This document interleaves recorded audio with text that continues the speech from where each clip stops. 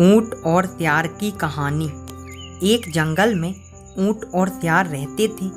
दोनों में अच्छी मित्रता थी। एक दिन सियार को पता चला कि नदी के उस पार स्थित खेत में लगे तरबूज पक चुके हैं। उसके मुंह में पानी आ गया, लेकिन समस्या इस बात की थी कि वह नदी पार नहीं कर सकता था। तब उसे अपने मित्र ऊंट की याद आई।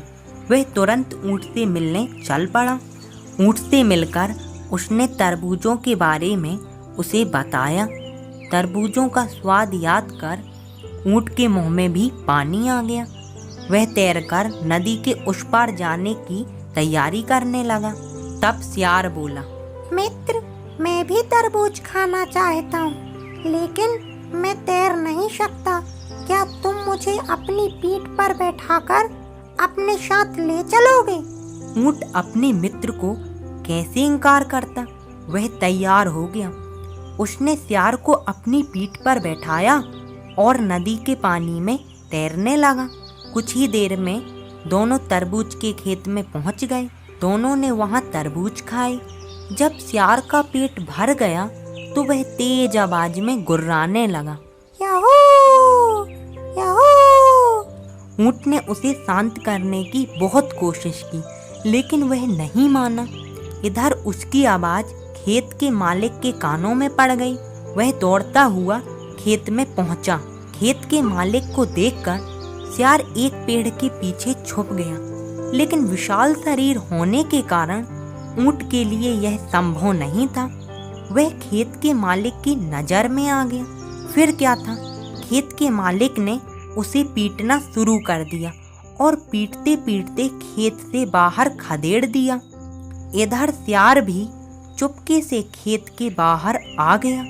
सियार को देख ऊंट ने पूछा, तुम खेत में क्यों गुर्राने लगे थे?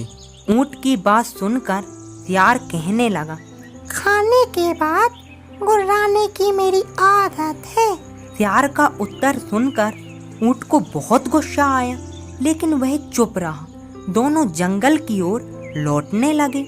ऊंट नदी में तैर रहा था और सियार मजे से उसकी पीठ में बैठा हुआ था। जब वे बीच नदी में पहुंचे तो ऊंट पानी में डुबकी लगाने लगा। यह देखकर सियार डर गया और बोला, मित्र, ये क्या कर रहे हो?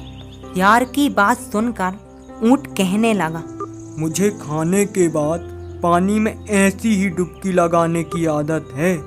अब सियार को अपने किए का पश्चाताप हुआ और उसने ऊंट से प्रार्थना की, हे मित्र, मेरी जान बचा लो।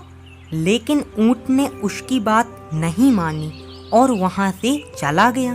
सियार बड़ी मुश्किल से अपनी जान बचा पाया। उसे अपने किए का सबक मिल गया था। इस कहानी से हमें यह शिक्षा मिलती है कि जो इंसान जैसा कर्म करता है उसे उसके अनुसार ही फल भुगतना पड़ता है। उम्मीद करता हूँ कि आपको मेरी यह वीडियो पसंद आई होगी। यदि वीडियो पसंद आई हो तो प्लीज़ वीडियो को लाइक एवं शेयर कीजिए और ऐसी ही इंटरेस्टिंग वीडियो देखने के लिए हमारे चैनल को सब्सक्राइब जरूर कर लीजिए।